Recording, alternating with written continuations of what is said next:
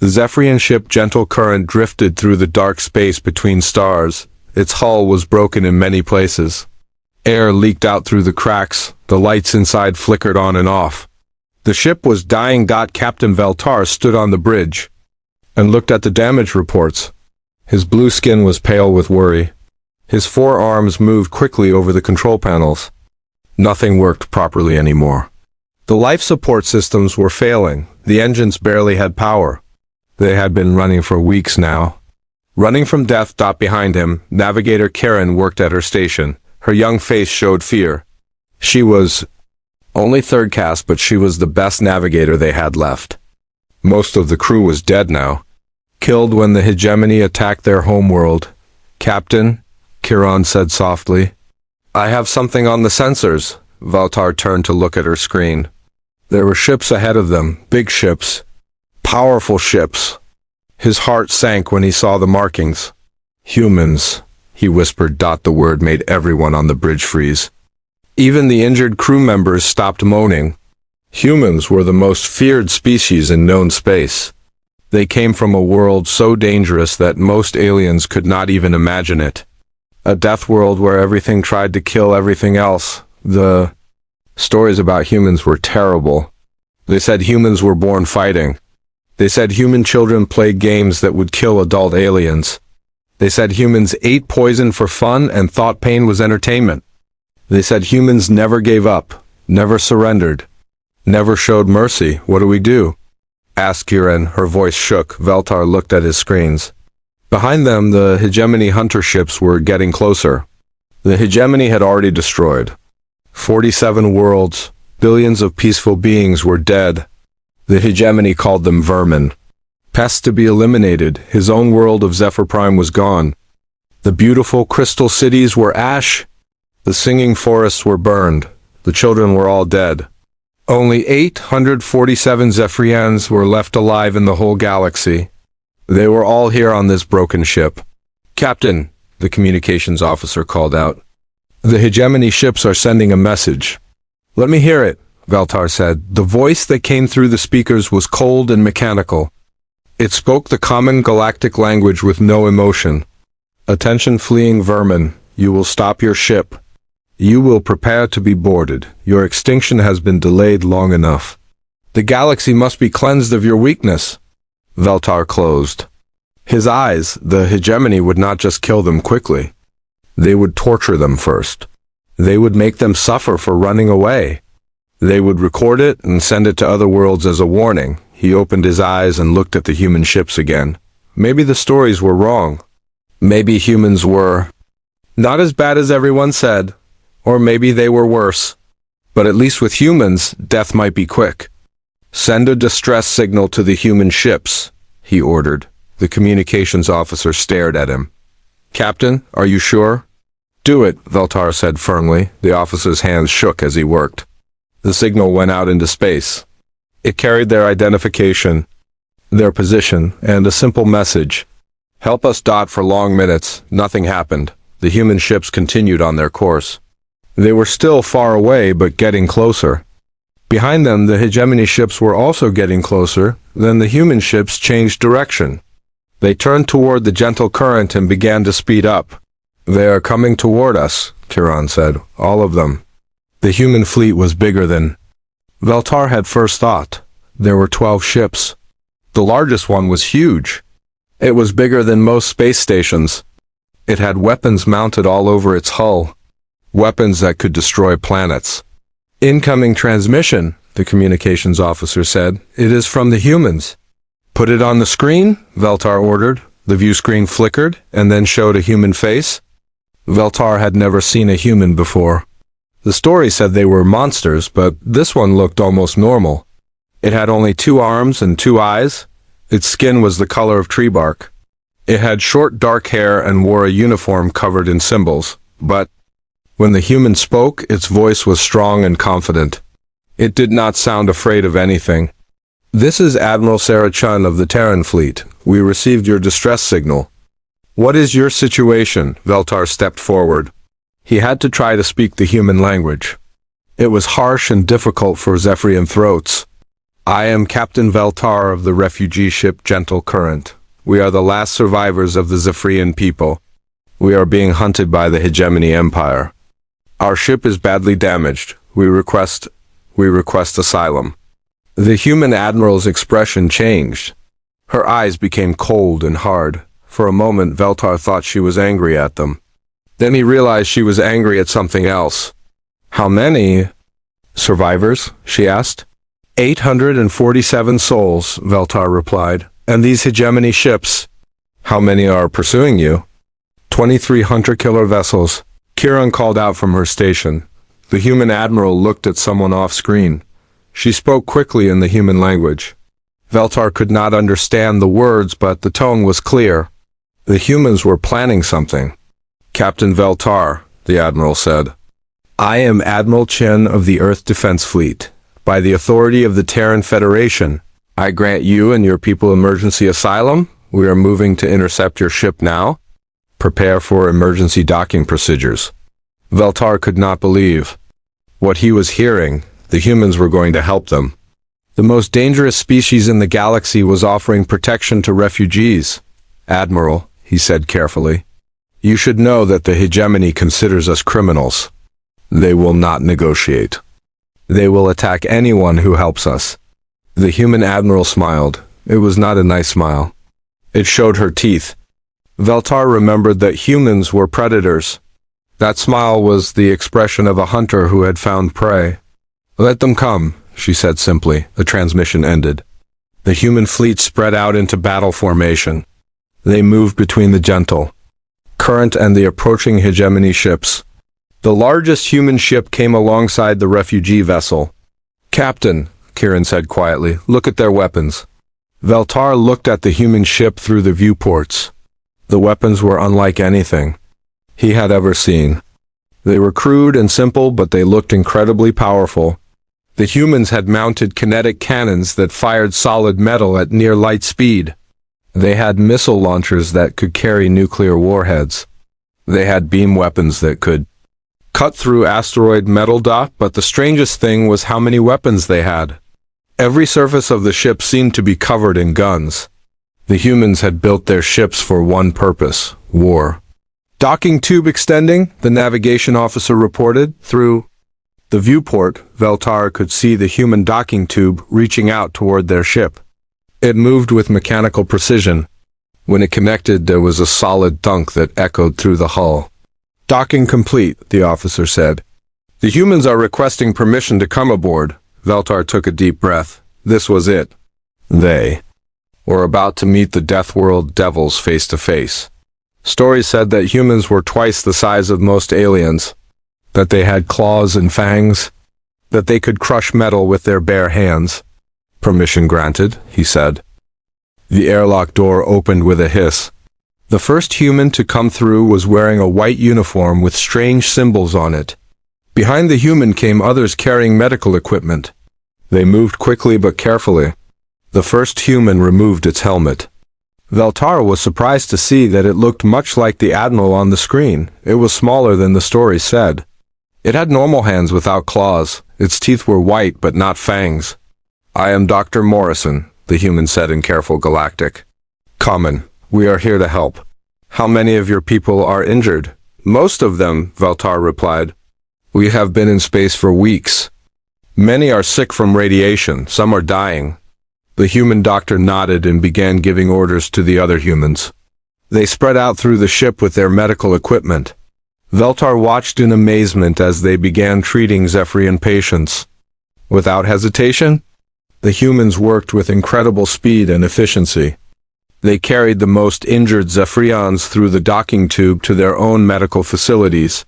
They gave medicine to those who could stay. They worked to fix the life support systems. Captain, Dr. Morrison said as he worked, your people need better medical care than we can provide here.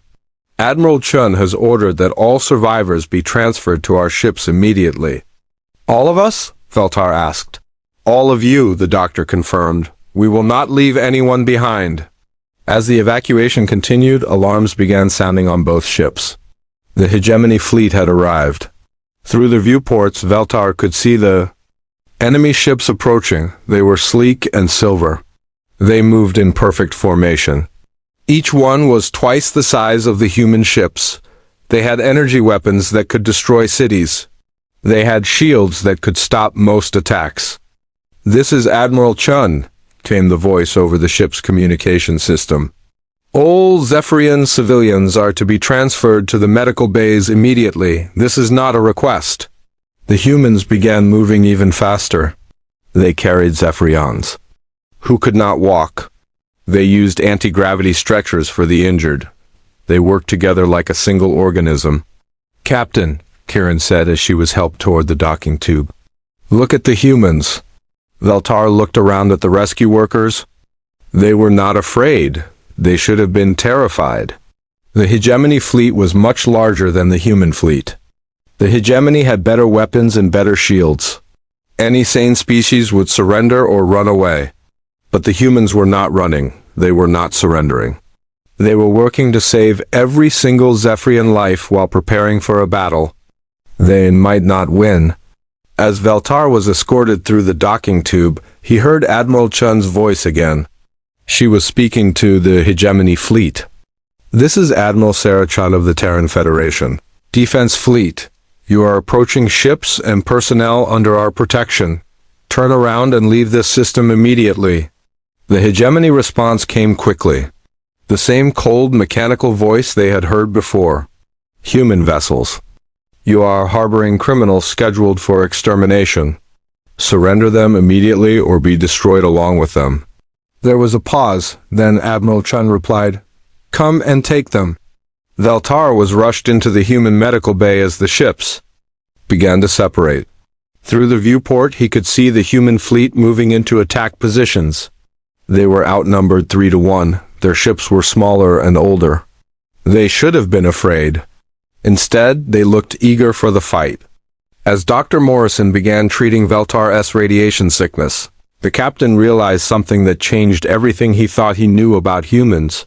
They were not monsters who enjoyed causing pain. They were protectors who would rather die than let innocents be harmed. The galaxy had been wrong about humans. They were not the most dangerous species because they were evil. They were the most dangerous species because they were good. The human medical bay was unlike anything Captain Veltar had ever seen. The walls were pure white and covered with strange machines. Bright lights hung from the ceiling. The air smelled of chemicals that made his nose burn. Everything looked clean but somehow dangerous. Dr. Morrison helped Veltar onto a flat bed that was too hard for Zephyrian comfort. The human wore a white mask over his mouth and strange coverings on his hands. To Zephyrian eyes, he looked like he was preparing for torture. "Please stay still," Dr. Morrison said. "I need to scan your body for radiation damage." A machine moved over Veltar, making soft beeping sounds. The captain tried not to move, but his forearms kept shaking. He had heard stories about human medical practices. They said humans cut into living bodies with sharp knives. They said humans replaced healthy organs with mechanical parts. They said humans used poison as medicine. Around him, other Zephyrians were being treated by human doctors. Their cries of fear filled the medical bay. The humans spoke in soft voices, trying to calm them, but the refugees did not understand. To them, the humans looked like creatures preparing to feast. "Your radiation levels are very high," Dr. Morrison said as he looked at his scanner. "We need to start treatment immediately." "Treatment?" Veltar asked weakly. "Medicine that will help your body fight the radiation sickness," the doctor explained. "It may make you feel worse before you feel better." The human filled the device with clear liquid. Veltar watched in horror as the doctor approached with what looked like a weapon. It had a sharp point at the end. "This will only hurt for a moment," Dr. Morrison said. The needle went into Veltar's arm. He expected terrible pain, but it was just a small sting. The medicine went into his blood. Almost immediately, he began to feel strange. His stomach hurt and his head felt dizzy. "The nausea is normal," the doctor said. "Your body is fighting the radiation now." Across the medical bay, a young Zephyrian was crying. She was only a child, maybe 10 cycles old. Her parents had died in the hegemony attack. She was alone and afraid. Veltar watched as a human nurse approached the child. The nurse was smaller than Dr. Morrison. She had long yellow hair and kind eyes. She knelt down next to the child's bed. "Hello, little one," the nurse said gently. "My name is Sarah. What is your name?" The child looked at her with wide, frightened eyes. She did not speak. The nurse reached into her pocket and pulled out something small and colorful. It was a toy of some kind. A small animal with soft fur and button eyes. "This is a teddy bear," the nurse said. "On my world, we give these to children when they are scared. Would you like to hold him?" The child reached out slowly and took the toy. She pressed it against her chest. For the first time since coming aboard, she stopped crying. "That is better," the nurse said with a smile. "Now, can you tell me your name?" "Scylla," the child whispered. "That is a beautiful name, Scylla. Are you hungry? I have some special food that children from many worlds can eat." Veltar watched this interaction with growing amazement. The stories about humans said they ate. They're young. But this human was being gentle and caring with an alien child. She was acting like a parent, not a predator. Dr. Morrison noticed him watching. "Nurse Chun is very good with children," he said. "She has 3 of her own back on Earth." "Earth?" Veltar asked. "Our home world," the doctor explained as he checked another machine. "What humans call a Class 12 death world. Everything there tries to kill you. How do you survive?" Veltar asked. Dr. Morrison smiled. "We learn to be tougher than everything else." The medical bay doors opened and Admiral Chun entered.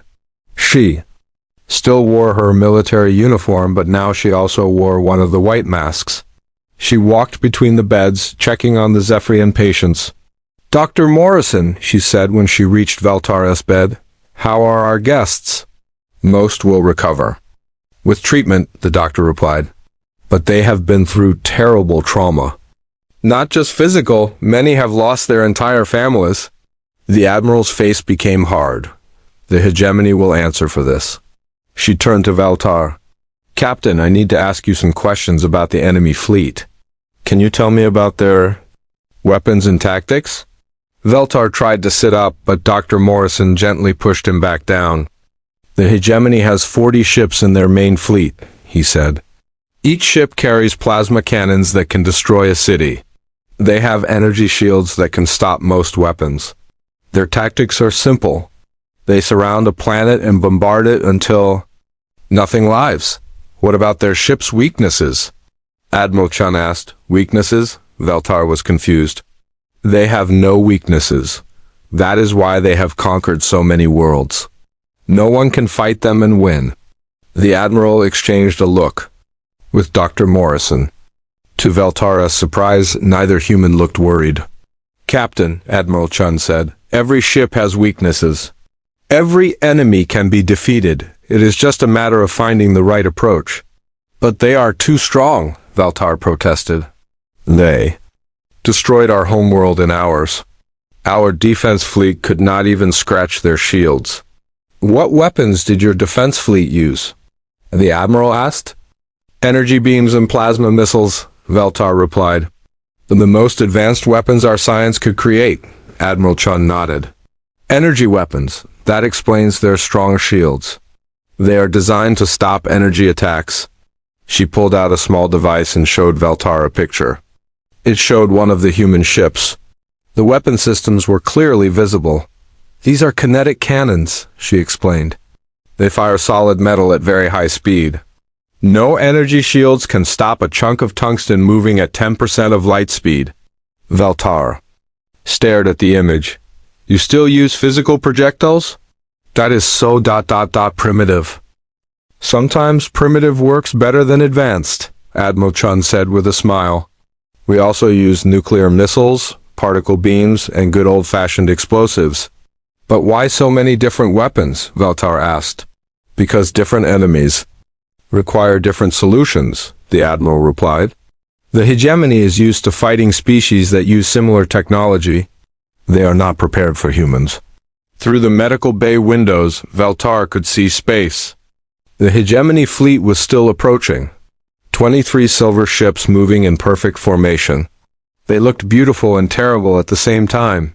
"Admiral," Dr. Morrison said quietly, "we should move the patients to the intersections of the ship." "Already ordered," Admiral Chun replied. "All civilians will be in the most protected areas during combat." She looked back at Veltar. "Captain, I want you to know something. Your people are under our protection now? That means we will fight to defend them. We will not surrender them. We will not abandon them, even if it means your own ships are destroyed?" Veltar asked. "Even then," she said firmly. "That is what protection means." The ship's communication system activated. A voice spoke in the human language. Admiral Chun listened and then translated. "The hegemony fleet has sent another demand for surrender," she said. "They are giving us 1 hour to hand over all Zephyrians. What will you do?" Veltar asked. "We already told them our answer," the Admiral replied. "Now we prepare for battle." She started to leave, but Veltar called out to her. "Admiral, why are you helping us? Your species has no connection to ours. You gain nothing by protecting refugees." Admiral Chun stopped and turned back. For a moment, her expression softened. "On our world, there is an old saying," she said. "The only thing necessary for evil to triumph is for good people to do nothing. The hegemony is evil. They destroy innocent lives for no reason except hatred. We cannot let that continue." She paused and looked around the medical bay at all the injured Zephyrians being cared for by human doctors and nurses. "Besides," she added, "you are not just refugees anymore. You are our responsibility now, and humans take care of their own." After the Admiral left, Dr. Morrison continued working on Veltar. The captain watched the human medical team treating his people. They worked with skill and compassion. They did not treat the Zephyrians like aliens or enemies. They treated them like patients who needed help. At the next bed, an elderly Zephyrian was dying. The radiation had damaged his organs too badly. Dr. Morrison went to him and spoke quietly. "I am sorry," the doctor said. "We cannot save you, but we can make sure you do not suffer." The old Zephyrian nodded weakly. Will you make sure the young ones are safe?" "I promise," Dr. Morrison said. "They will be protected." The doctor gave the dying Zephyrian medicine for the pain. He stayed with him until the end, holding his hand. When it was over, the doctor closed the old one's eyes and spoke words in the human language. It sounded like a prayer. Veltar realized that humans honored their dead, even alien dead. This was not the behavior of monsters.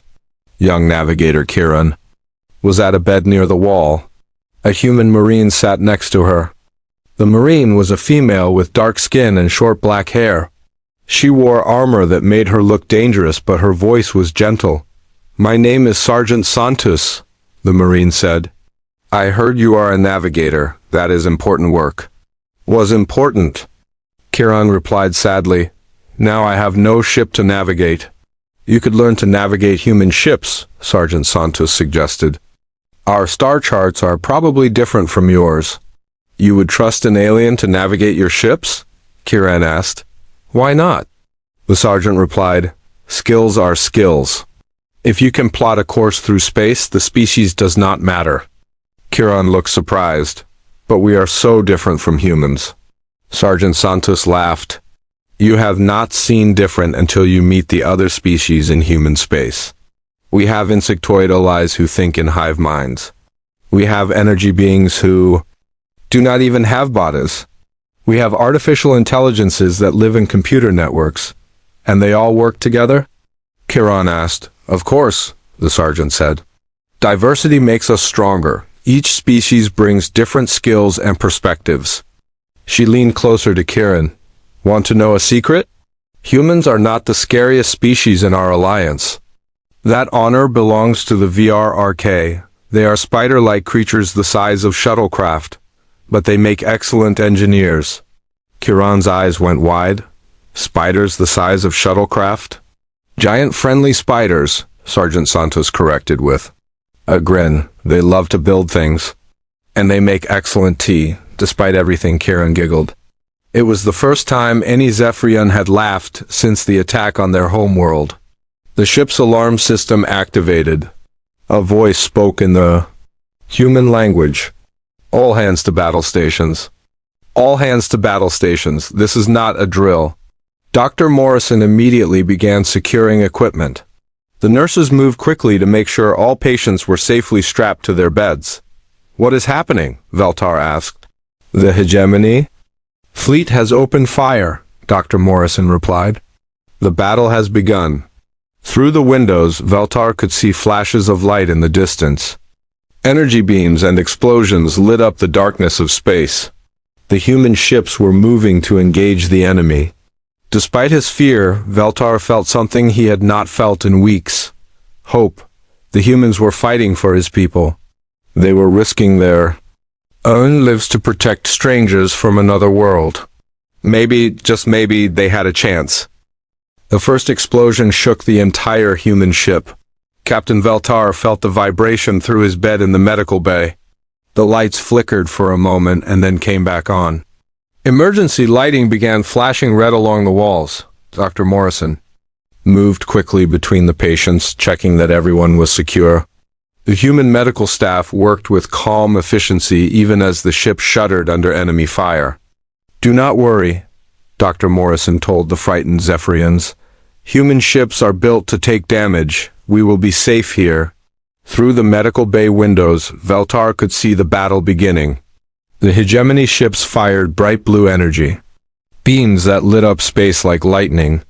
Their plasma cannons sent glowing balls of fire toward the human fleet. It was beautiful and terrifying at the same time. The human ships moved differently than any warships Veltar had ever seen. Instead of staying in neat formations, they spread out and moved independently. They dodged and weaved between the enemy attacks like living creatures. "Why do your ships move like that?" Young Karen asked Sergeant Santos, who had stayed in the medical bay. "Human pilots are trained differently," the sergeant explained. "We do not fight like machines in formation. We fight like hunters stalking prey." As if to prove her point, one of the human destroyers suddenly accelerated straight toward a hegemony cruiser. The enemy ship fired everything it had but the human ship rolled and twisted, avoiding most of the shots. The few hits that connected seemed to barely slow it down. "Crazy humans," Sergeant Santos muttered with what sounded like pride. The human destroyer fired its kinetic cannons. Veltar watched as solid metal projectiles slammed into the hegemony ship's shields. The energy barriers flared and sparked. Then they failed completely. The next volley of kinetic rounds punched through the enemy hull like it was made of paper. Explosions erupted along the hegemony cruiser's side. Atmosphere and debris spilled out into space. "Impossible," Veltar whispered. "Nothing can penetrate hegemony shields that easily." "Energy shields stop energy weapons," Sergeant Santos said. Simply. "But they do not stop big chunks of metal moving really fast." Another hegemony ship tried to ram the human destroyer. It was a desperate move that should have worked. The enemy ship was 3 times larger and much heavier. But the human pilot saw it coming. The destroyer's engines flared bright blue. It accelerated so quickly that Veltar could see the hull bending under the stress. The ship rolled sideways and fired its missiles as the enemy cruiser passed overhead. The nuclear warheads detonated against the hegemony ship's belly. The explosions tore huge holes in the hull. The enemy ship began spinning out of control, venting atmosphere and burning fuel.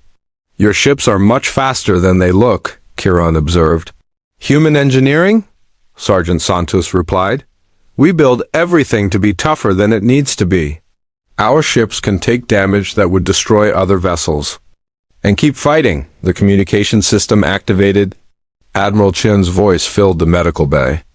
"All ships, this is Admiral Chen. Execute attack pattern Delta. Break their formation and target their command ship." The human fleet suddenly changed tactics. Instead of fighting defensively, they went on the attack.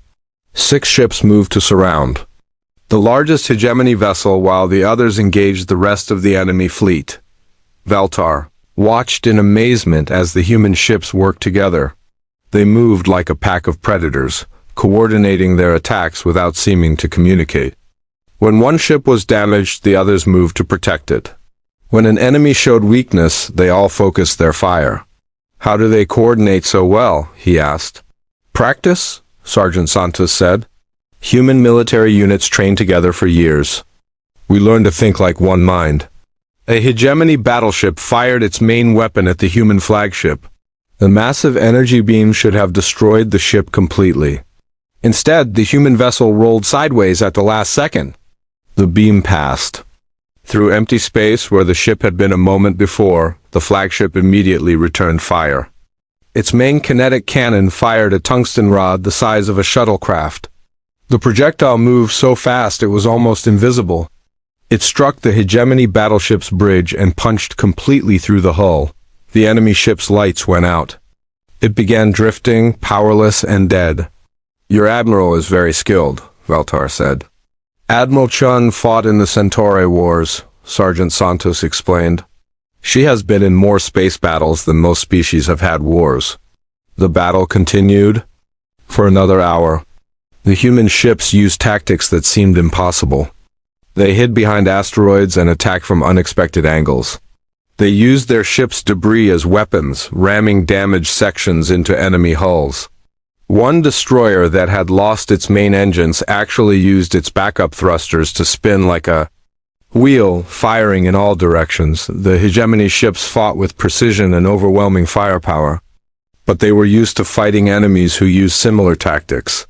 They expected other ships to stay in formation and exchange fire at long range. The humans did not fight that way. They fought like the predators they were. They hunted in packs. They used surprise and speed instead of raw power. They adapted their tactics as the battle changed. When a hegemony cruiser tried to retreat, 2 human frigates pursued it. They harassed it with hit-and-run attacks, wearing down its shields and weapons. When the enemy finally turned to fight, the human ships had led it into an ambush. 3 more ships appeared from behind a moon and destroyed it completely. "They are making it look easy?" Kiran said in wonder. "It is not easy," Sergeant Santos replied. "Those pilots are some of the best in human space. And they are highly motivated." "Motivated how?" Veltar asked. The sergeant looked at him seriously. "They know they are protecting civilians. Human military personnel take that very seriously. There is no higher honor than defending the innocent." The tide of battle began to turn. The hegemony fleet had started with 23 ships. Now only 15 remained.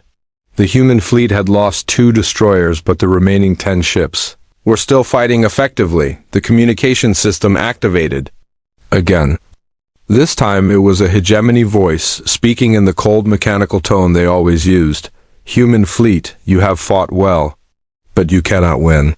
Surrender now, and we will allow your ships to leave. Continue fighting, and we will destroy you all." "Admiral." Chun's response came immediately. "Hegemony fleet, this is Admiral Chun. We do not negotiate with genocidal murderers. Surrender now or be destroyed." There was a long pause. Then the hegemony voice spoke again, but this time it sounded different, less confident. "You cannot defeat us. We are the hegemony. We have conquered 47 worlds. No species has ever successfully opposed us." "Then you have been fighting the wrong species," Admiral Chun replied. "This is your last warning. Surrender or face the consequences." The first explosion shook the entire human ship. Captain Veltar felt the vibration through his bed in the medical bay. The lights flickered for a moment and then came back on.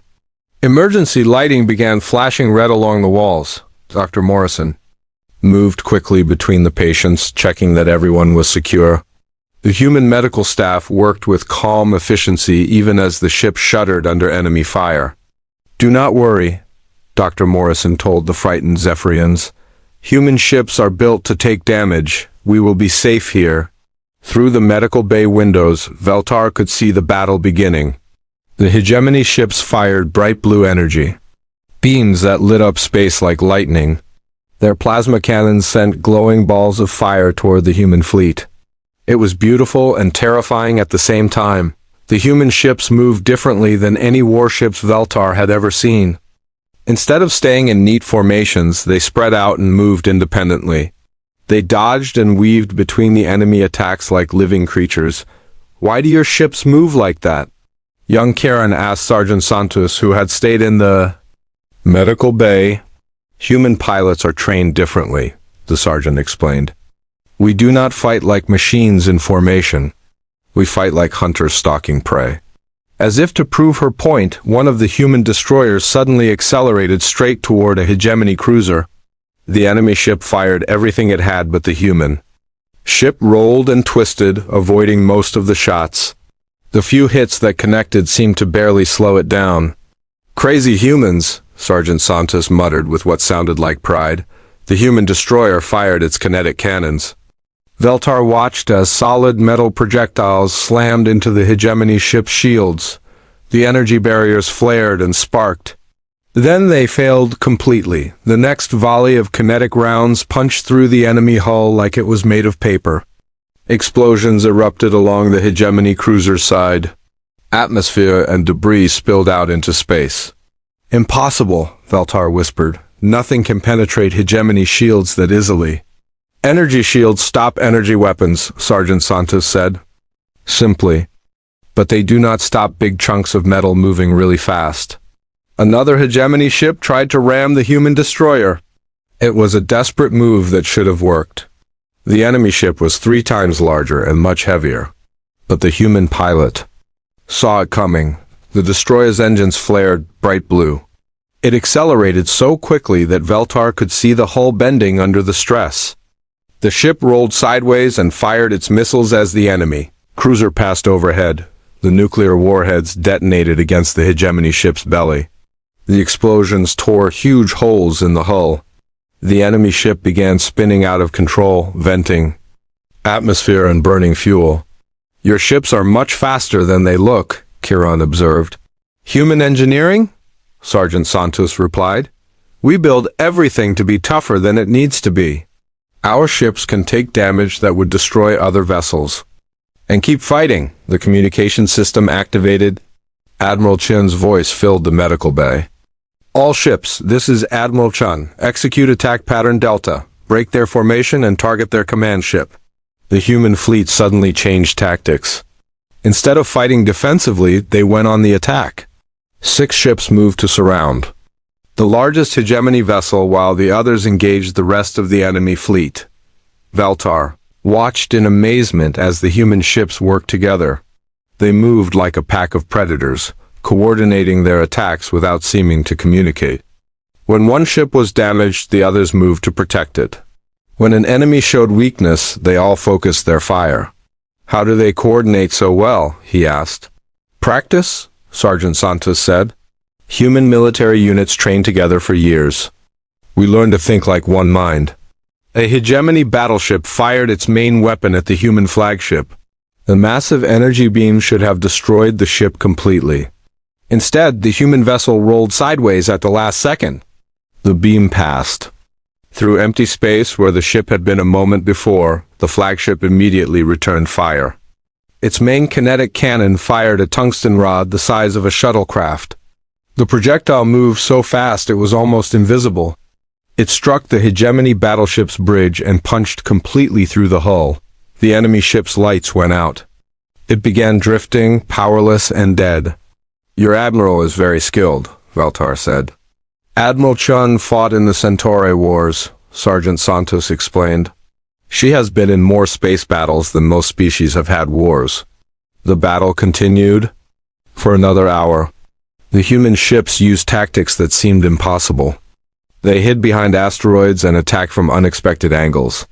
They used their ship's debris as weapons, ramming damaged sections into enemy hulls. One destroyer that had lost its main engines actually used its backup thrusters to spin like a wheel, firing in all directions. The hegemony ships fought with precision and overwhelming firepower. But they were used to fighting enemies who used similar tactics. They expected other ships to stay in formation and exchange fire at long range. The humans did not fight that way. They fought like the predators they were. They hunted in packs. They used surprise and speed instead of raw power. They adapted their tactics as the battle changed. When a hegemony cruiser tried to retreat, 2 human frigates pursued it. They harassed it with hit-and-run attacks, wearing down its shields and weapons. When the enemy finally turned to fight, the human ships had led it into an ambush. 3 more ships appeared from behind a moon and destroyed it completely. They are making it look easy, Kieran said in wonder. It is not easy, Sergeant Santos replied. Those pilots are some of the best in human space. And they are highly motivated. Motivated how? Veltar asked. The sergeant looked at him seriously. They know they are protecting civilians. Human military personnel take that very seriously. There is no higher honor than defending the innocent. The tide of battle began to turn. The hegemony fleet had started with 23 ships. Now only 15 remained. The human fleet had lost 2 destroyers, but the remaining 10 ships were still fighting effectively. The communication system activated. Again. This time it was a hegemony voice, speaking in the cold mechanical tone they always used. Human fleet, you have fought well, but you cannot win. Surrender now, and we will allow your ships to leave. Continue fighting, and we will destroy you all. Admiral. Chun's response came immediately. Hegemony fleet, this is Admiral Chun. We do not negotiate with genocidal murderers. Surrender now or be destroyed. There was a long pause. Then the hegemony voice spoke again, but this time it sounded different, less confident. You cannot defeat us. We are the hegemony. We have conquered 47 worlds. No species has ever successfully opposed us. Then you have been fighting the wrong species, Admiral Chun replied. This is your last warning. Surrender or face the consequences. 3 days after the first battle, the alarm sounded again. Captain Veltar was walking through the corridors of the human ship when the warning came. He had been getting stronger thanks to the human medicine. His radiation sickness was almost gone. All hands to battle stations, Admiral Chun's voice echoed through the ship. Multiple hegemony fleets detected approaching. This is not a drill. Veltar hurried to the observation deck, where many other Zephyrians had gathered. Through the large windows, they could see space filled with ships, not just one fleet this time. 3 entire hegemony battle groups were approaching from different directions. How many ships? Asked Kieran, who now wore a human uniform. She had been learning to work with the navigation systems. 68 vessels, reported a human officer, including 12 battleships and 4 dreadnoughts. The Zephyrians looked at each other in fear. This was 5 times larger than the force that had destroyed their homeworld. The human fleet only had 10 ships left after the first battle, but the humans did not seem worried. They moved with the same calm efficiency they always showed. Crew members ran to their stations, but they did not look afraid. They looked ready. Admiral Chun appeared on the ship's communication screens throughout the vessel. Attention all personnel, she said. The hegemony has sent a large force to retrieve their refugees and punish us for our interference. They expect us to surrender or run away. They are about to learn that humans do neither. She paused and looked directly into the camera. Today we show them why Earth is called a death world. Today we show them what happens when you threaten innocent people under human protection. All ships prepare for extended combat operations. Veltar watched through the windows as the human ships began to move, but they did not move toward the enemy fleets. Instead, they spread out and disappeared behind asteroids and small moons. Where are they going? Asked an elderly Zephyrian. Are they running away? No, said Sergeant Santos, who had joined them on the observation deck. They are hunting. Within minutes, the human ships had vanished completely. The hegemony fleets approached the area where the battle had taken place.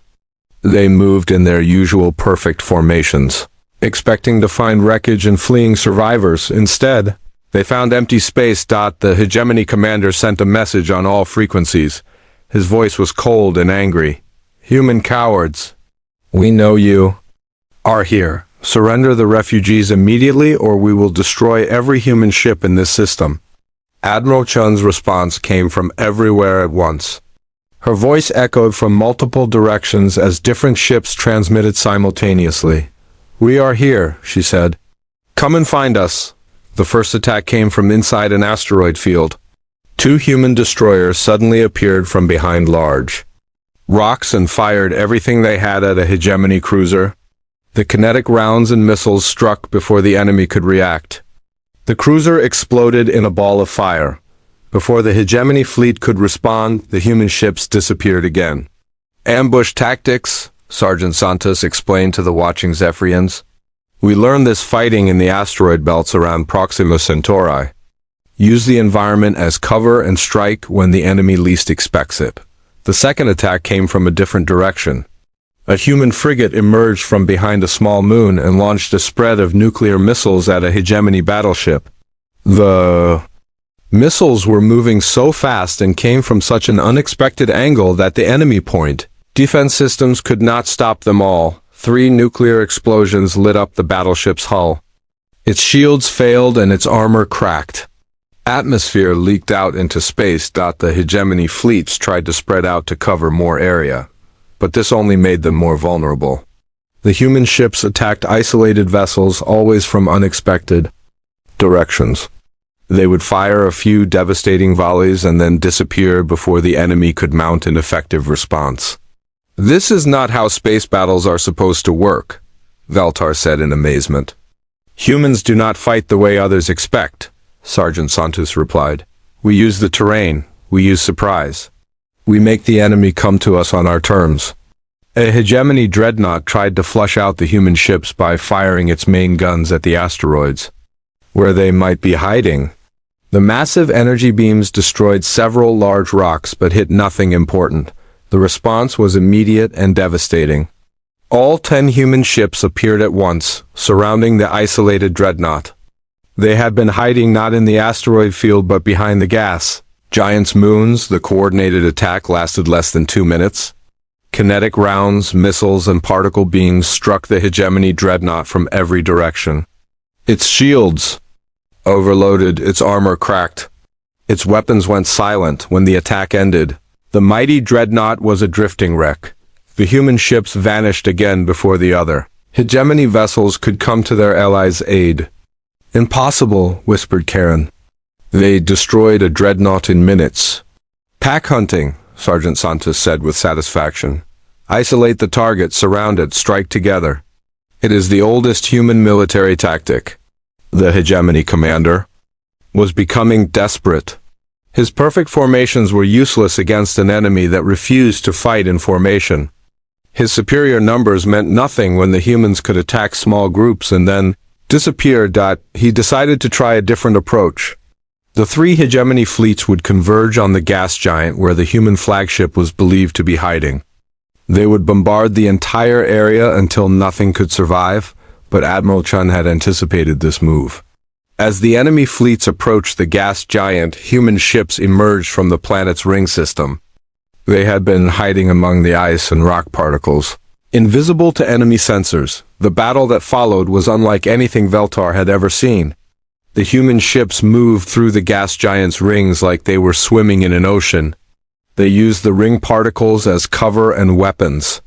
Chunks of ice the size of buildings were accelerated by the ship's gravity generators and hurled at enemy vessels. The hegemony ships found themselves fighting in an environment they could not understand.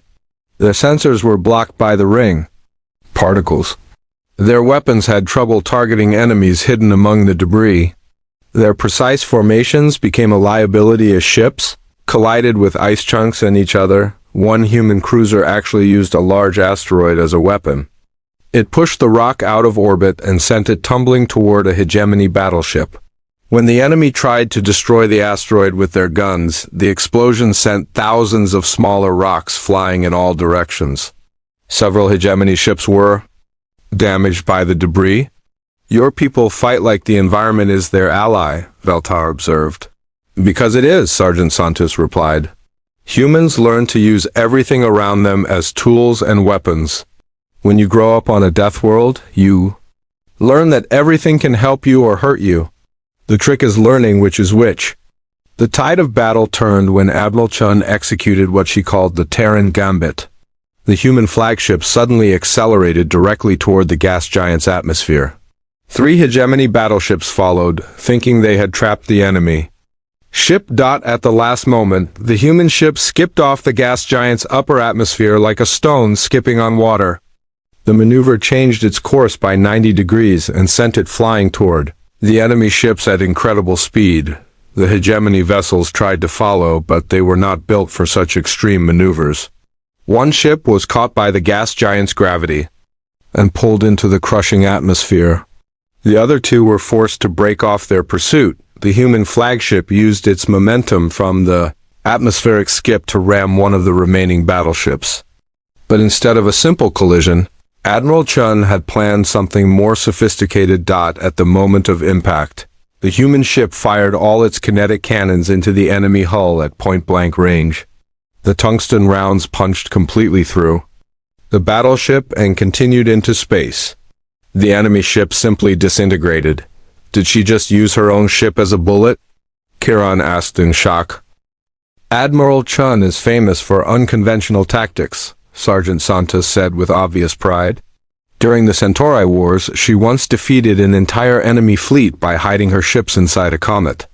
The human flagship was badly damaged from the ramming attack, but it was still functional. Admiral Chun immediately ordered her ship to retreat to a safe distance for repairs. But the psychological effect of the attack was devastating to the hegemony forces. Their most powerful ships were being destroyed by tactics they could not predict or counter. The humans fought like madmen, using their own ships as weapons and turning the environment into an ally. The hegemony commander made a final desperate attempt to win. He ordered all remaining ships to form a tight defensive formation and bombard the entire gas giant system.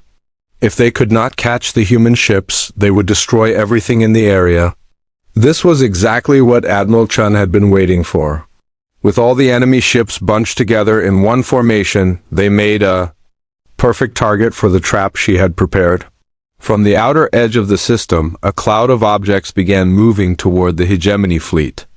At first they looked like asteroids or debris. The enemy sensors detected them but dismissed them as natural objects. They were not natural. They were human minds, disguised to look like space rocks.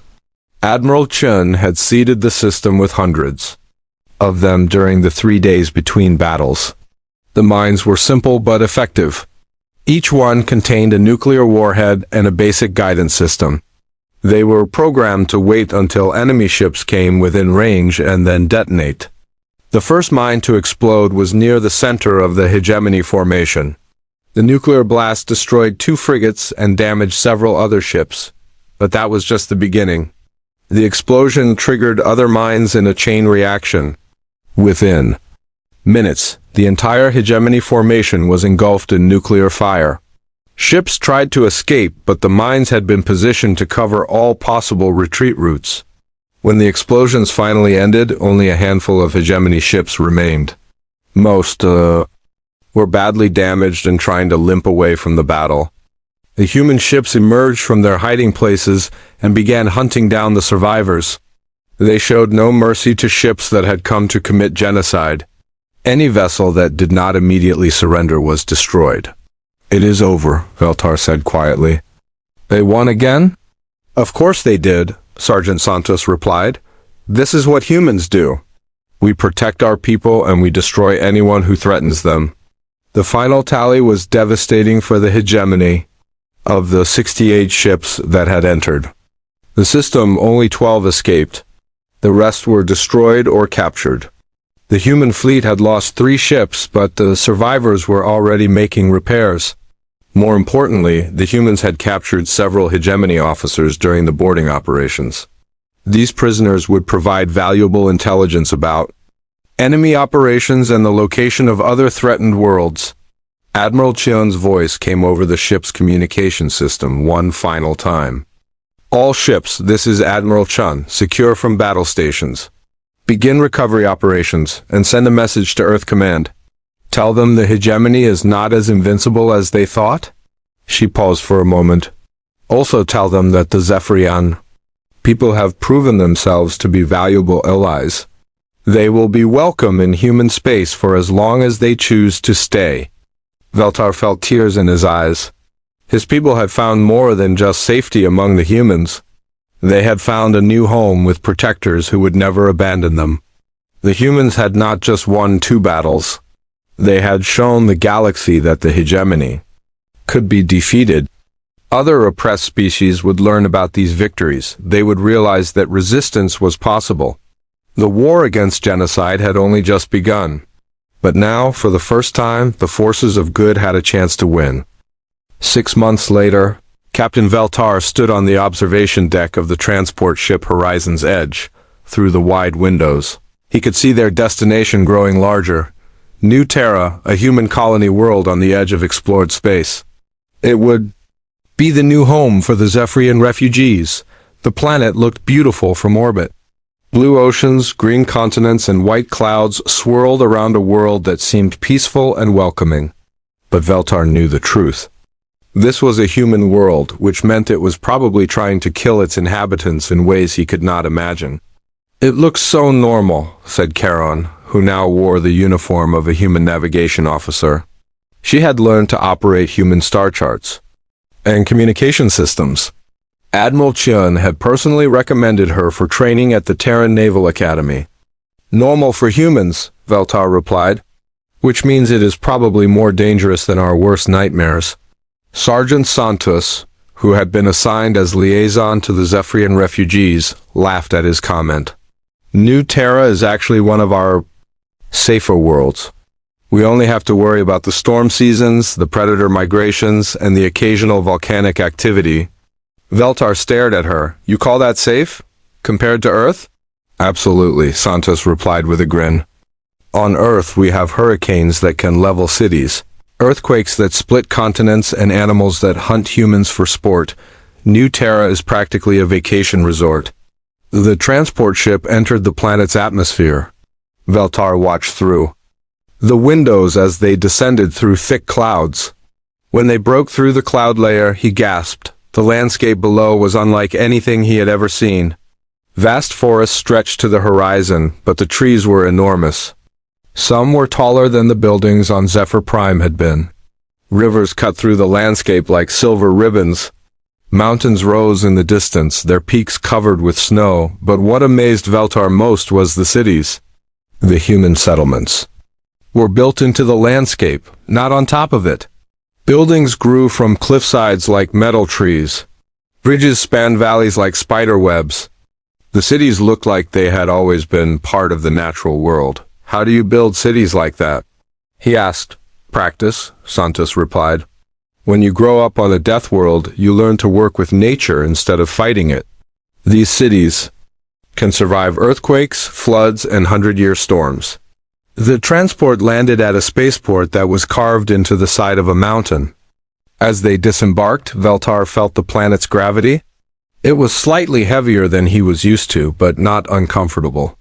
The air smelled of growing things and carried sounds of life. Human children ran through the spaceport, laughing and playing games. But Veltar noticed that their games would terrify most alien species. They chased each other with toy weapons. They climbed structures that were 3 times their height. They played with small animals that had sharp teeth and claws. "Are those children not afraid of those creatures?" Charon asked, pointing to a group of young humans playing with what looked like miniature predators. "Those are puppies," Santos explained. "Baby dogs." "They are pets." "Pets?" Veltar could not understand. "They have teeth and claws?" "So do cats, and humans keep those as pets too," Santos said. "On Earth, we domesticated predators thousands of years ago. Now they help us hunt and protect our homes." A human family approached them. The parents looked normal enough, but their children were doing things that made Veltar nervous. The youngest, who could not have been more than 5 years old, was hanging upside down from a metal bar with only her legs holding her weight. "Welcome to New Terra," the father said in accented Galactic Common. "I am David Chun, the colony administrator. We have prepared housing for your people in the New Valley settlement." "You are related to Admiral Chun?" Veltar asked. "She is my sister," David replied with pride. "She sent word that you were coming. She also sent strict instructions that you are to be treated as honored guests." They were taken to the New Valley settlement in vehicles that moved without wheels. The machines floated above the ground using some kind of energy field. The ride was smooth but fast, much faster than Veltar thought was safe. The settlement was a marvel of human engineering. The buildings were made of materials that looked like they had grown from the earth itself. Gardens and farms were integrated into the city design. Water flowed through channels that served both practical and aesthetic purposes, but what impressed Veltar most was how the humans had prepared for their arrival. An entire section of the settlement had been modified for Zephyrian needs. The air mixture was adjusted to be more comfortable for their physiology. The lighting was softer than humans preferred. The furniture was sized for beings with 4 arms instead of 2. "How did you know what we would need?" Veltar asked David Chun. "Doctor Morrison sent detailed specifications," David replied. "We spent 3 months preparing. We wanted your people to feel at home here." The Zephyrian refugees were given individual apartments in buildings designed specifically for their comfort. Each family had space for gardens where they could grow the plants they needed for their traditional foods.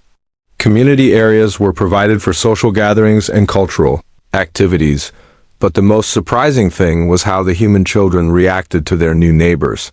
Instead of fear or curiosity, they showed immediate acceptance. Within days, young humans and young Zephyrians were playing together as if they had always been friends. Veltar watched from his apartment window as children from both species ran through the gardens. They had invented new games that combined human and Zephyrian traditions. They were teaching each other their languages. They shared their food and their toys without hesitation. "How do your children adapt so quickly?" he asked David Chun during a community meeting. "Children are naturally accepting," David replied. "They have not learned to be afraid of differences yet. To them, having 4 arms just means you can catch more balls in a game." Kieran had been assigned to work with the Human Navigation Center. She came home each day with stories of the technology she was learning to use. The humans had given her access to the star charts that mapped half the galaxy. They were teaching her to calculate jump routes through hyperspace. "They trust me with their most sensitive information," she told Veltar. "Navigation data that could be used by enemies. But they act like it is normal to share such secrets with aliens." "Perhaps to them it is normal," Veltar replied. "We are not aliens to them anymore. We are their people now." This seemed to be true. The humans treated the Zephyrian refugees not as charity cases or burden, but as new members of their community. They offered jobs to those who wanted to work. They provided education to those who wanted to learn. They respected those who preferred to maintain their traditional ways. Sergeant Santos visited regularly. She had been promoted to lieutenant and given command of the settlement's security forces. But her job was not to guard the Zephyrians, it was to protect them. "We have received intelligence about hegemony infiltration attempts," she told Veltar during one of her visits. "They are trying to locate refugee settlements to launch revenge attacks. Are we putting your people in danger by being here?" Veltar asked with concern. Santos looked at him like he had said something foolish. "Captain, you are our people now. Protecting you is not a burden, it is our duty." She pointed through the window to where human and Zephyrian children were playing together in the gardens. "Look at them," she said. "They do not see species differences, they just see friends. That is the future we are building here." 3 months after arriving on New Terra, Veltar received a message that changed everything. It came through official Terran Federation channels and was marked with the highest priority codes. The message was from Admiral Chun. She had been promoted to Fleet Admiral and given command of a new multi-species task force. The goal was to liberate worlds that were under hegemony occupation. "Captain Veltar," the message began, "I am writing to inform you that the Terran Federation Council has voted to formally recognize the Zephyrian people as citizens of the Federation. You are no longer refugees, you are Terrans." Veltar read the message 3 times before the words fully registered. "Citizenship? Not just protection or asylum, but full membership in human society. The message continued. I am also writing to offer you and any other Zephyrians who are interested a place in the Liberation Fleet. We need experienced ship captains who understand hegemony tactics. We need navigators who know the star charts of occupied territories. We need people who have personal reasons to fight against genocide. The choice is yours, the message concluded. You can remain on New Terra and build a peaceful life for your people, or you can join us in making sure no other species suffers. What the Zephyrians suffered, both choices are honorable. Both choices have our full support. That evening, Veltar called a meeting of all the adult Zephyrians in the settlement. He read them Admiral Chen's message and explained what it meant. We have a choice to make, he said. We can stay here and live in safety. Or some of us can. Join the humans in their fight against the hegemony. The discussion that followed lasted for hours. Some Zephyrians wanted only peace after the trauma they had experienced. Others felt a duty to help rescue species that were still under hegemony control. In the end, they reached a decision that satisfied everyone. The elderly, the children, and those who preferred peaceful lives would remain on New Terra, but volunteers would join the Liberation Fleet to help free other oppressed worlds. Veltar was among the volunteers. So was Kiran, whose navigation skills had impressed even the human Starfleet command. 37 other Zephyrians also chose to serve. The day they left for fleet duty, the entire settlement gathered to see them off. Human children gave them lucky charms and pictures they had drawn. Zephyrian families sang traditional blessing songs. Everyone cried, but they were tears of pride as much as sadness. Lieutenant Santos came to say goodbye personally. She shook hands with each volunteer in the human tradition. Remember, she told them, you are not going to war as Zephyrians or as humans. You are going as Terrans. And Terrans never abandon their own. As their transport ship lifted off from New Terra, Veltar looked down at the world that had become his people's new home. In the gardens below, human and Zephyrian children continued playing together. They would grow up as one people, not two separate species. The hegemony had tried to commit genocide against the Zephyrians.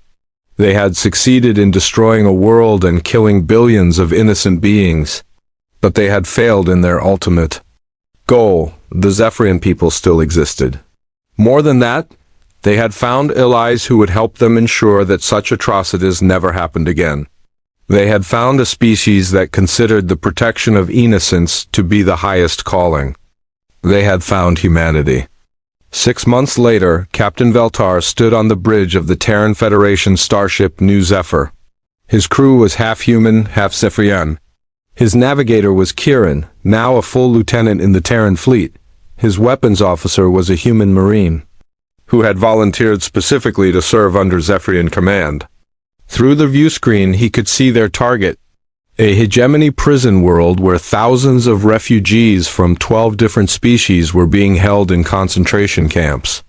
All ships, this is Admiral Chun, came the voice over the fleet communication system. Remember, we are not here for revenge. We are here for rescue. Our goal is to save lives, not take them. But if the hegemony wants to fight, we will give them a fight they will never forget. Veltar smiled as he gave the order to attack. The hegemony had taught the galaxy to fear genocide and oppression. Now humanity and its allies would teach the galaxy something different. They would teach them that evil could be defeated, that genocidal empires could be stopped, that sometimes when darkness threatened to consume everything, heroes would rise to drive it back. And those heroes might come from the most unexpected places. From Death World predators who chose to protect instead of destroy. From refugee survivors who refused to let others suffer as they had suffered. From the alliance between humanity and everyone else who believed that innocent life was worth defending. The war for the galaxy's freedom had begun, and the forces of good finally had a chance to win. Captain James Reed stared at the star map on the main screen of Epsilon 9 Station. His eyes were tired after hours of searching for patterns. The bright dots of stars and systems glowed against the black background, but one particular signal kept drawing his attention. It wasn't supposed to be there. "Sir, I've got those old records you asked for," said Marcus Taylor, walking into the command center with a data tablet. The young intelligence officer looked nervous. Reed nodded. "Show me." Taylor handed over the tablet. On it were images of a massive battleship, over a kilometer long with heavy gun placements, and a distinctive arrowhead shape. The ship's name was clearly visible on its hull. Nemesis. "The Nemesis," Reed said quietly. "I grew up hearing stories about it. Everyone thought it was just propaganda. A myth we made up to scare the Kralok." Taylor shook his head. "Not a myth, sir. It was real. The most powerful ship humans ever built. But according to every official record, it was destroyed in the final battle of the Obsidian War, 50 years ago." Reed scrolled through the images. "So why am I looking at recent sensor readings that match its energy signature?" "That's the thing, sir. It shouldn't be possible." Taylor pointed to a blinking red dot on the star map. "But that signal matches the Nemesis drive pattern exactly. It's been moving through the outer systems for 3 weeks now." Reed zoomed in on the signal's path. "It's heading straight for Kralok space." "Yes, sir. If that really is the Nemesis, and it crosses into Kralok territory, we could have another war on our hands." Reed finished the thought. The peace with the Kralok Empire had lasted 50 years, but it remained fragile. The alien species had never fully accepted their failure to conquer human space. If they believed humans were sending a legendary warship toward their territory, they might strike first. Reed stood up. "Who else knows about this?" "Just Admiral Wilson. She's the one who ordered me to bring this to you." Taylor lowered his voice. "She wants this handled quietly. If word gets out that the Nemesis might still exist, there will be panic. Many people lost family in the Obsidian War." Reed remembered his own grandfather's stories about the war. The Kralok had attacked without warning, targeting civilian colonies with horrible biological weapons before the military could respond. Millions died painful deaths before the war ended. "What are my orders?" Reed asked. "Assemble a small team. Take the fast Corvette Swift. Find that signal and determine if it really is the Nemesis. If it is..." Taylor paused. "You're to make contact and prevent it from entering Kralok space by any means necessary." Reed raised an eyebrow. "Any means?" "Those are the Admiral's words, sir. The peace must be protected." After Taylor left, Reed began making calls. He needed a small team of specialists for this mission. People he could trust with a secret this big. 3 days later, Reed stood in the hangar bay of Epsilon 9, watching his chosen team board the Swift. The Corvette was small but fast, perfect for catching up to the mysterious signal. Engineer Diane Powell was first to arrive, carrying a heavy bag of tools. She was in her 50s, one of the few people left who understood the old warship technology from the Obsidian War era. "Captain," she greeted him. "I brought everything I could think of that might help us interface with old systems. If that ship really is the Nemesis, its technology will be ancient by our standards." "Good thinking," Reed said. "The rest of the team is inside." Communications expert John Miller was already at his station when Reed boarded. The quiet man had an almost supernatural ability to decode and understand any transmission. "Miller, any luck picking up communications from our target?" Miller shook his head. "Nothing, sir. If it's broadcasting, it's using codes or frequencies we no longer monitor." Security Chief Alex Thompson checked weapons in the armory. The ex-Marine had fought in smaller conflicts with Kralok border forces. His face was serious as he looked up at Reed. "Sir, if that ship is hostile, we won't stand a chance against it. Not in this little Corvette." "Let's hope it's not hostile then," Reed replied. "Our job is to find it and talk to it, not fight it." Navigator Owen Davis sat at the pilot's station, plotting their course. He knew the border territories better than anyone, having mapped many of them himself. "Course laid in, Captain," Davis reported. "Based on its last known position and speed, we should intercept in about 4 days, assuming it maintains its current course. Reed took his seat in the command chair. Then let's not waste any time. Launch when ready. The Swift traveled quickly through space, jumping from system to system as it followed the mysterious signal. Each jump brought them closer to Krulok space, and closer to potential war if they failed. On the fourth day, Davis called out from his station. "Captain, I'm picking up debris ahead. Looks like we've found the Gamma Sector." Reed joined him at the view screen. The neutral zone. The Gamma Sector was a graveyard of ships destroyed during the Obsidian War. Neither humans nor Krulok claimed it. The debris field stretched for millions of kilometers, a perfect hiding place. "The signal is coming from within the field," Miller reported. "It's stronger now." Reed ordered, "Take us in." Slowly, the Swift moved carefully between massive pieces of destroyed ships. Some were human designs, others Krulok. All were silent reminders of the war's cost. Then they saw it. Against the backdrop of stars and debris, a massive shape emerged. Its hull was scarred with old battle damage, but there was no mistaking its distinctive form. The arrowhead-shaped bow, the heavy weapon mounts, and on its side, still visible despite the damage. "Nines. It's real," Powell whispered, staring at the view screen. "The legend is real." Reed studied the massive battleship. It had to be over a kilometer long, 20 times the size of their Corvette. But something was different. Strange modifications covered parts of its hull, technology that didn't look human or Krulok. "Sir," Miller called out, "we're receiving a transmission from the Nemesis. It's an old authentication code, hasn't been used in 40 years. "Put it through," Reed ordered. A voice crackled over the speakers, old and tired but firm. "Unidentified vessel. This is Terran battleship Nemesis. You are approaching restricted space. Identify yourself immediately." Reed exchanged looks with his crew. After 50 years, the legendary ship was not only real, it was active and manned. "This is Captain James Reed of the Terran Defense Fleet Corvette Swift. We're here under orders to make contact with you." There was a long pause before the voice responded. "Captain Reed, prepare to dock. Bay 4 is open for your vessel. The Admiral wishes to speak with you." As the Swift approached the massive battleship, Reed couldn't shake the feeling that they were about to uncover something that would change everything they thought they knew about the end of the Obsidian War. The Nemesis wasn't just a legend or a myth. It was real, and it had returned with purpose. The small Corvette Swift approached the massive battleship with caution.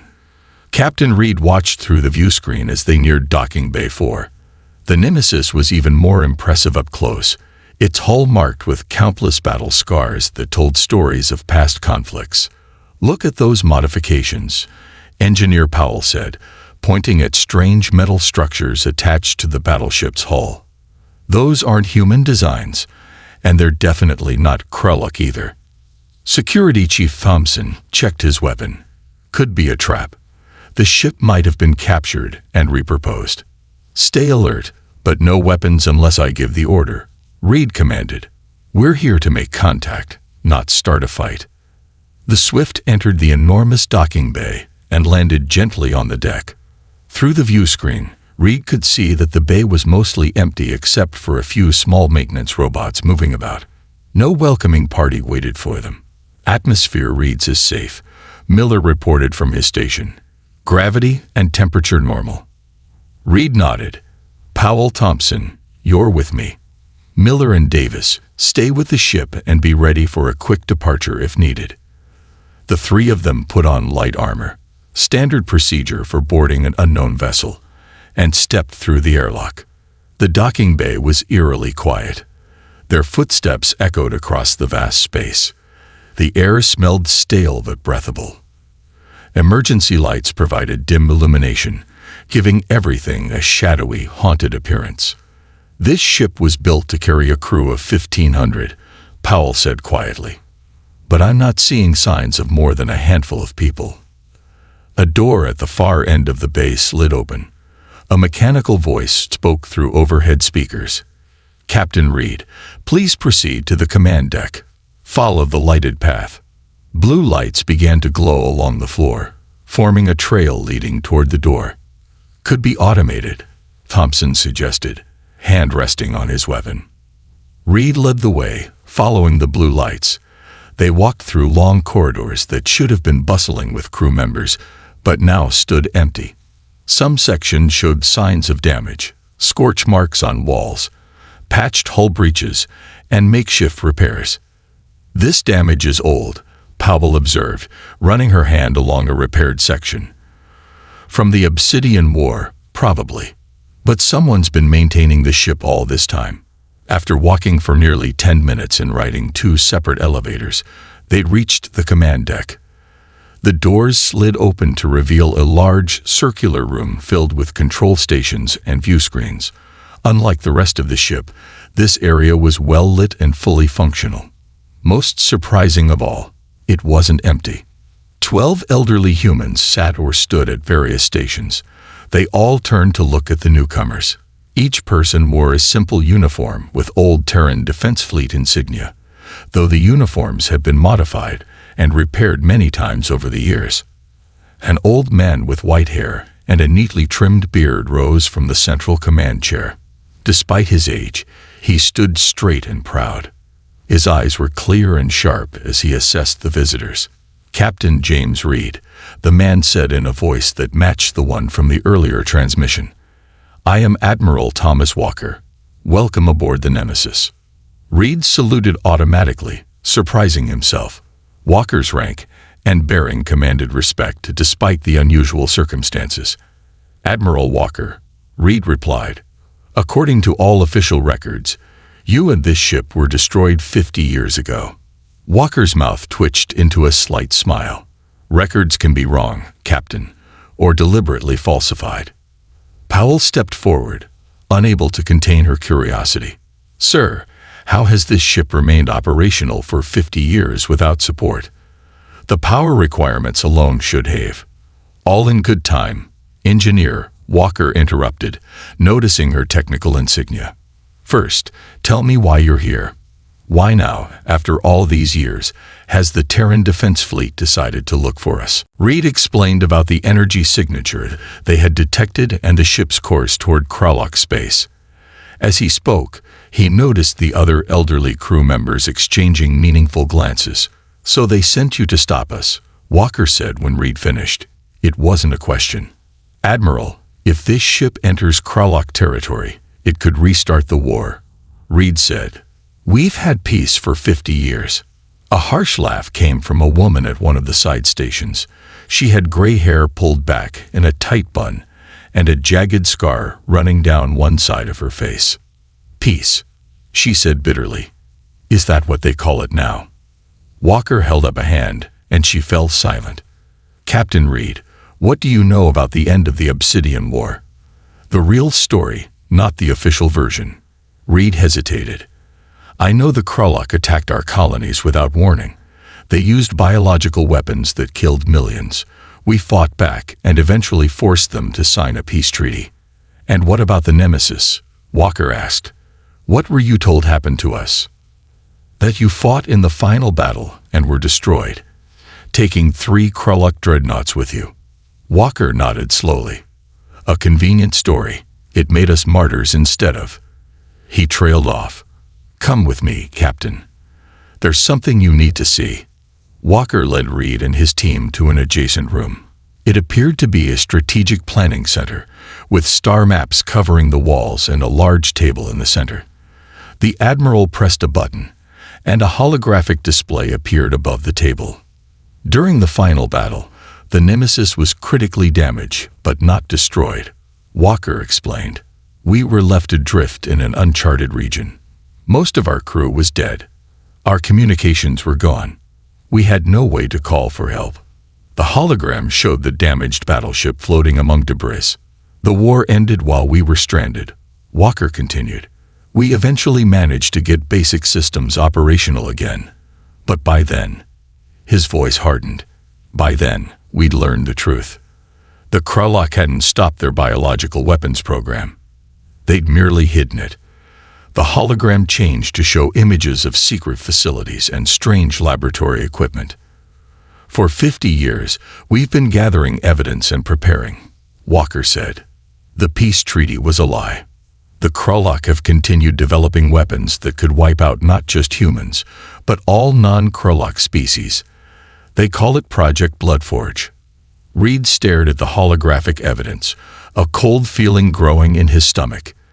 If this is true, why not take it to Terran Command? Because powerful people made deals with the Krolok, the scared woman said, entering the room. They'd bury the evidence, just like they buried us. Walker nodded. Captain Reed, we're going to destroy the main Bloodforge research facility. That's why we're heading toward Krolok space, not for revenge, but to prevent genocide. Reed looked from Walker to the evidence and back again. Admiral, I need to verify this information before I can. Of course, Walker said. Examine our evidence. Talk to my crew.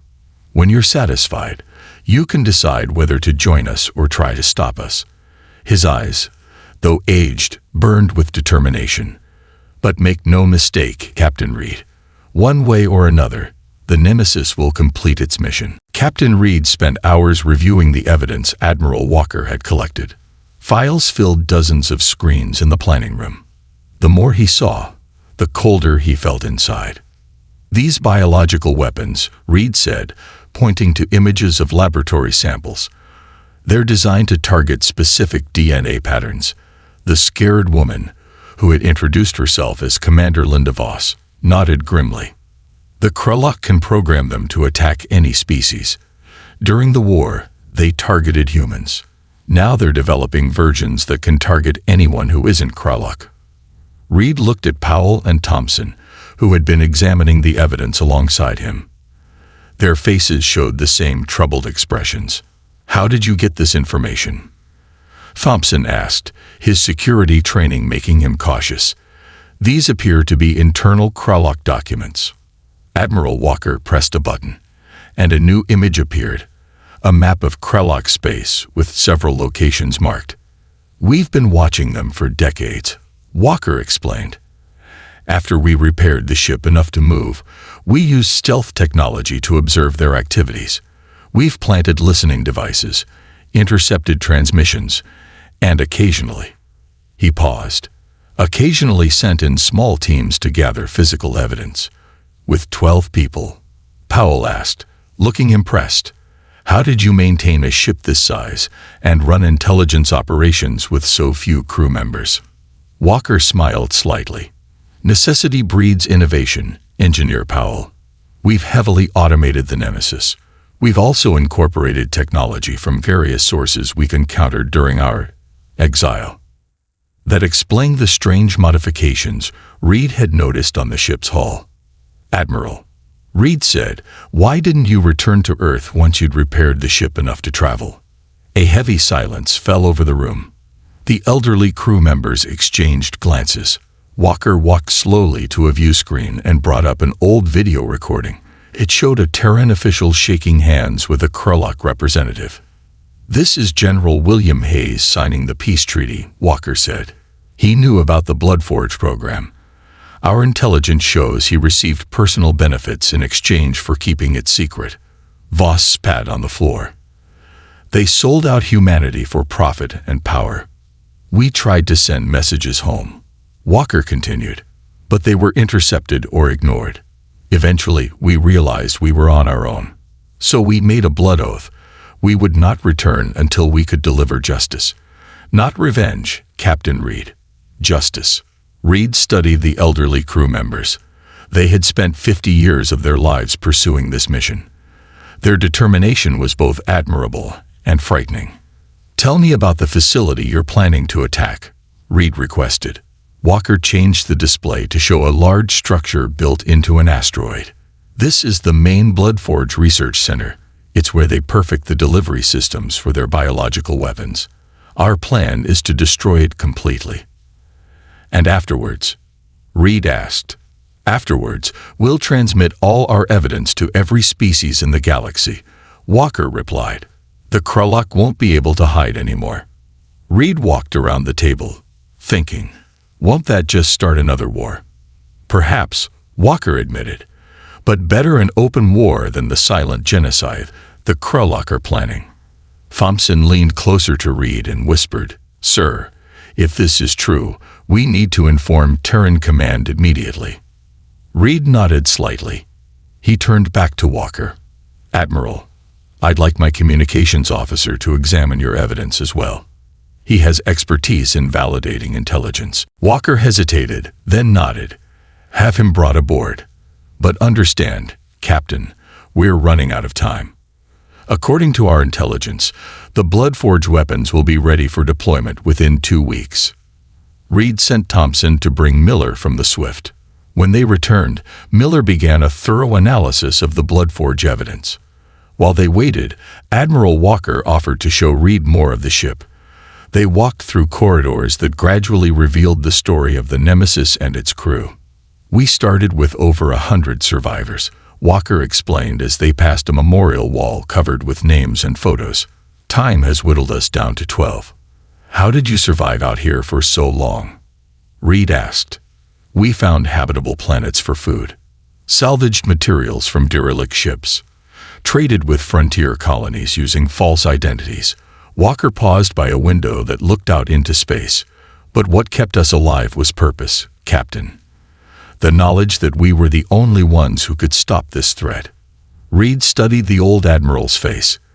There was no hint of madness or blind hatred, only determination and a deep sadness. "The Krulok used bioweapons on Colony 7, Walker said quietly. "My wife and daughter were there. The weapons didn't kill instantly. It took days. Painful days." His voice remained steady, but his eyes revealed old grief.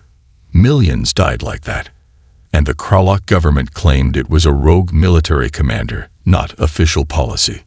"But you found evidence that wasn't true," Reed guessed. Walker nodded.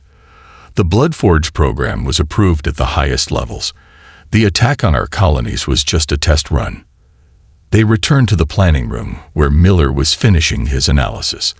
The communications officer looked up with a troubled expression. "Sir," he said to Reed, "I've verified the data. The encryption patterns match known Krulok military codes. The biological formulas have been examined by the ship's medical AI and confirmed as weapons targeted at non-Krulok DNA structures." He took a deep breath. "It appears to be genuine." Reed felt the weight of this information settle on his shoulders. If the Nemesis crew was right, billions of lives were at risk. But if they were wrong, their actions could start another devastating war. "Admiral Walker," Reed said, making a decision, "I need to transmit this information to my superiors." Walker's expression hardened. "So they can bury it?" "No, Captain. We've stayed hidden for 50 years. We won't risk our mission now." "You misunderstand me," Reed replied. "I'm not asking permission. I'm informing you of my intentions. My crew and I have seen your evidence. We believe it's genuine, but we have a duty to report what we found." Walker and Voss exchanged looks. "And if your superiors order you to stop us?" Walker asked. Reed met the Admiral's gaze steadily. "Then I'll have to decide which orders to follow. The ones from my command, or the ones from my conscience." After a long moment, Walker nodded. "Very well, Captain. You may use our communication array. It's more powerful than your ships. But understand this. In 3 days, we'll be in position to strike the Bloodforge facility, with or without your help." As Reed prepared to send his message to Terran Command, he knew he was standing at a crossroads that would determine not just his fate, but potentially the fate of all non-Krulok species in the galaxy. Captain Reed paced in the small meeting room aboard the Nemesis. 6 hours had passed since he sent his report to Terran Command. His message had included all the evidence about Project Bloodforge and the Nemesis crew's plan to destroy the research facility.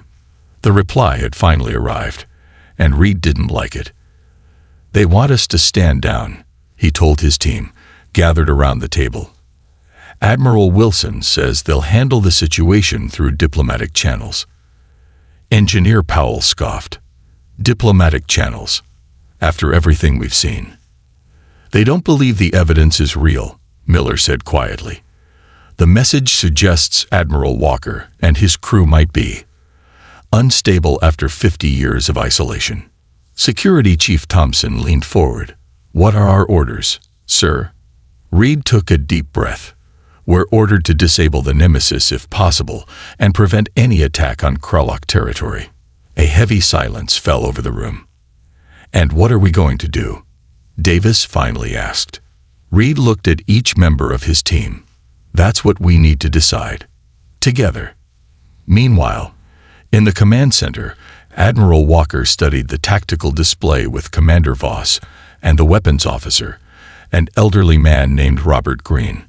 The asteroid's defenses are stronger than we anticipated, Green reported. They've added these gun placements in the last month. He pointed to several spots on the display. Walker nodded. Can we still break through? Yes, but it will be riskier. We'll need to use the main cannon. Green's face showed concern. That will drain our power reserves. We might not have enough energy to escape afterward.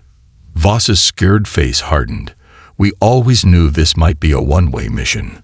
Walker looked at the 12 names illuminated on a side screen.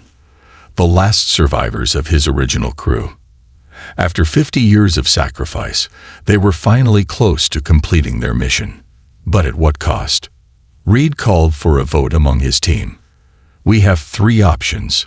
First, follow our orders and try to stop the Nemesis. Second, join the Nemesis crew in their attack. Or third, stay neutral and let events unfold without our interference. Powell spoke first. I've examined their ship modifications.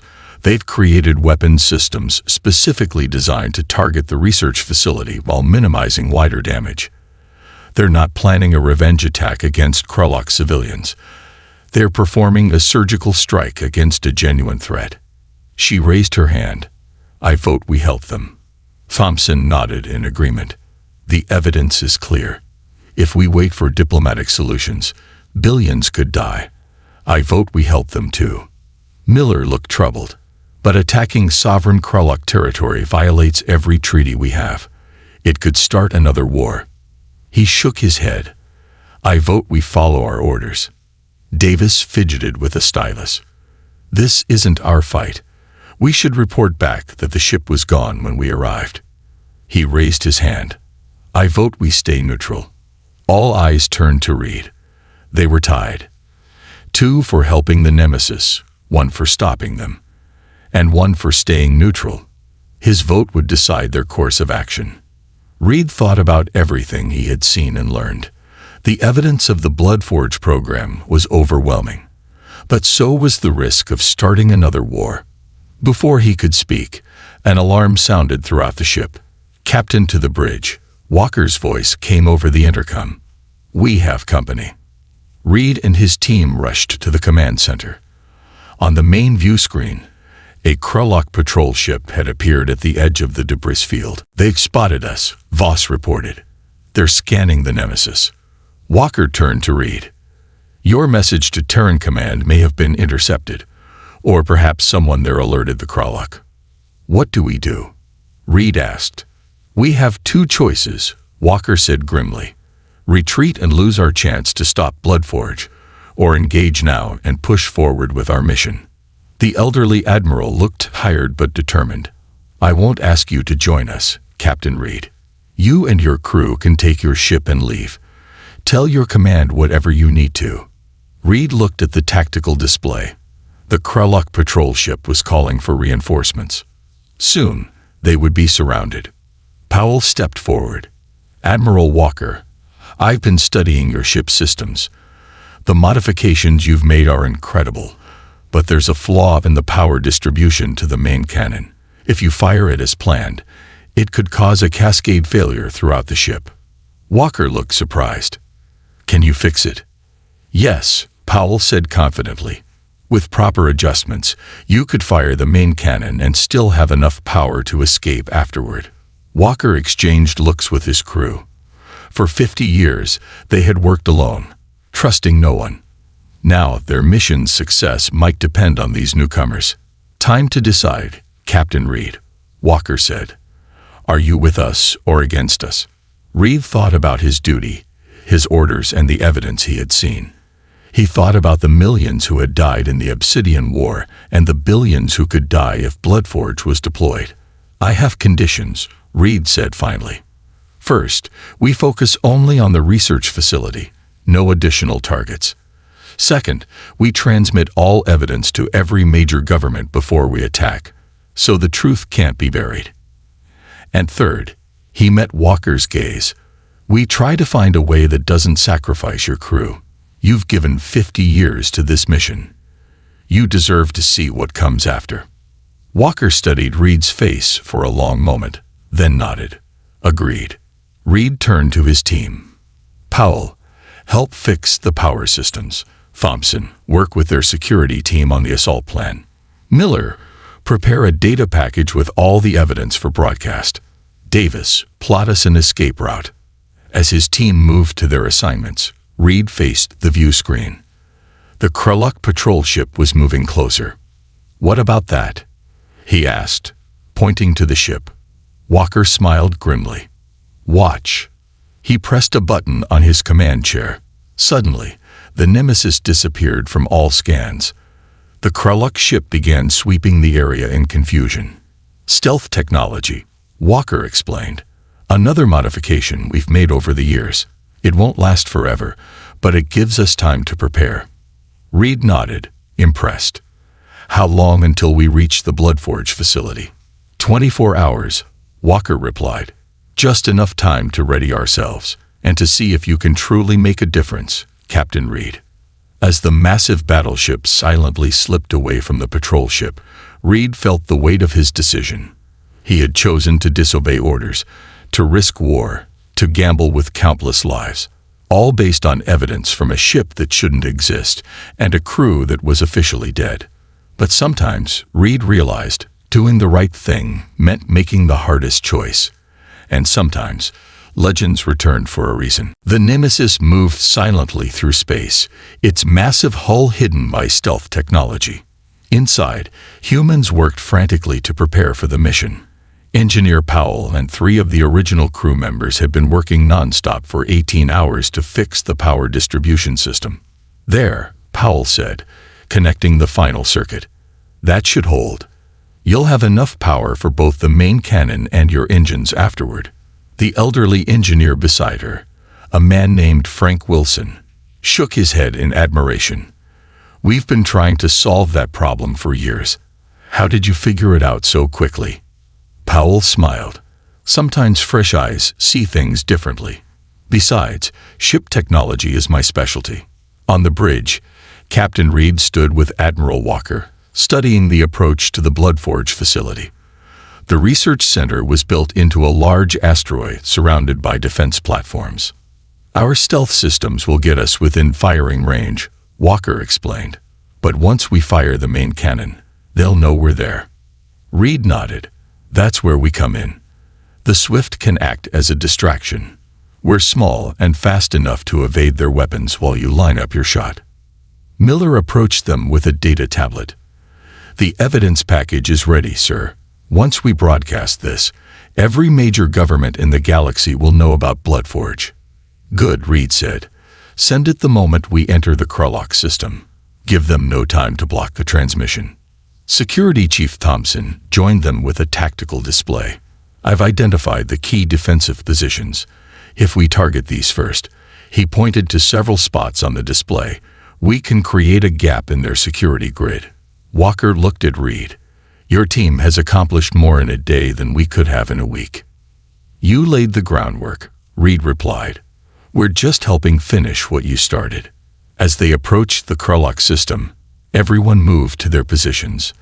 The Swift detached from the Nemesis with Thompson and Davis aboard. Reed chose to stay on the battleship with Powell and Miller. "Broadcasting evidence now," Miller announced. The transmission went out across all frequencies, reaching ships and stations throughout the galaxy. The Nemesis dropped its stealth field as planned. Immediately, alarms sounded on Krulak defense platforms. "Swift is moving into position," Thompson reported over the comm. The small corvette darted between defense platforms, drawing their fire while the Nemesis prepared its main cannon. Weapon charged at 80%. Commander Voss reported from her station. 90%, 95%. Suddenly, the ship rocked with an impact. A previously hidden defense platform had fired on them. Hull breach on Deck 14. Someone shouted, sealing emergency doors. Walker remained calm. Status of the main cannon. Charged and ready, Admiral, Voss replied. Fire. A brilliant beam of energy erupted from the Nemesis, cutting through space toward the asteroid. When it hit, the entire research facility seemed to glow for a moment before a massive explosion tore through its center. Direct hit, Voss called out. The main laboratory is destroyed. Walker watched the destruction with solemn eyes. 50 years, he whispered. 50 years for this moment. But they had no time to celebrate. Kralak warships were appearing on the sensors, moving rapidly toward them. Admiral, Reed said urgently, we need to leave now. Walker nodded. Set course for the jump point. Maximum speed. The Nemesis turned, its engines powering up thanks to Powell's repairs. The Swift rejoined them, docking quickly in the main bay. 4 Kralak destroyers closing fast, Miller reported. They're charging weapons. Our evidence broadcast is being acknowledged, Voss added. We're getting responses from the Terran government, the Arcturian Council, and 6 other major powers. Reed smiled grimly. They can't hide it anymore. The truth is out. The first Kralak destroyer fired, hitting the Nemesis's rear shields. The battleship shuddered but kept moving. Shields at 60%, Green reported from the weapons station.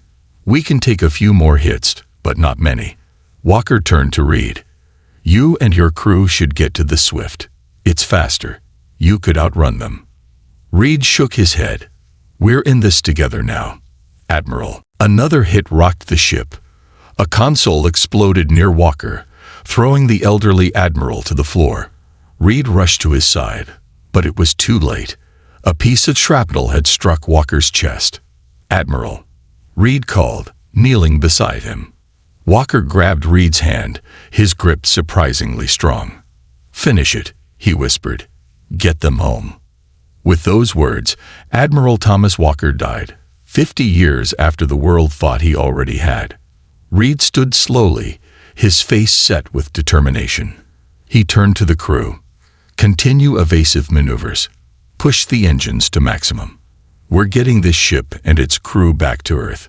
For the next tense hour, the Nemesis outran the Kralak pursuers, using the last of its power reserves to reach the jump point. When they finally made the jump to safety, a cheer went up from both the original crew and Reed's team. 3 weeks later, the Nemesis approached Earth for the first time in 50 years. The massive battleship, once thought to be just a legend, drew alongside the orbital defense station, where thousands of people had gathered to witness its return. On the bridge, Reed stood with the 11 remaining original crew members. Through the view screen, they could see the honor guard waiting to receive them. What will happen now? Voss asked quietly. The evidence you gathered has changed everything, Reed replied. The Kralak government is facing internal rebellion and external sanctions. Their leadership is being replaced. The Bloodforge program is being dismantled under international supervision. And us? Asked Wilson, the elderly engineer. Reed smiled. Your heroes. The people who sacrificed 50 years of their lives to save billions. As they prepared to dock, Reed thought about Admiral Walker and the legacy he had left behind. The Nemesis had not come for blind revenge, but for justice, to protect the innocent and expose the truth. The mythical battleship had been real after all, and its mission was finally complete. Outside, the crowds cheered as the 11 surviving crew members of the Nemesis stepped onto Earth soil for the first time in half a century. Their story would be told across the galaxy for generations to come. How a ship thought destroyed had returned from legend to save them all. In the ship's memorial hall, Reed placed Admiral Walker's insignia beside the photos of all those who had died during their long mission. The Nemesis would become a monument, a reminder that sometimes legends return when they're needed most. As Reed looked up at the massive ship one last time, he thought about the name that had struck fear into enemies and given hope to allies. Nemesis, the spirit of divine retribution against those who succumbed to hubris. It had been the perfect name for a ship that had come back from myth to deliver its silent, blood-forged revenge.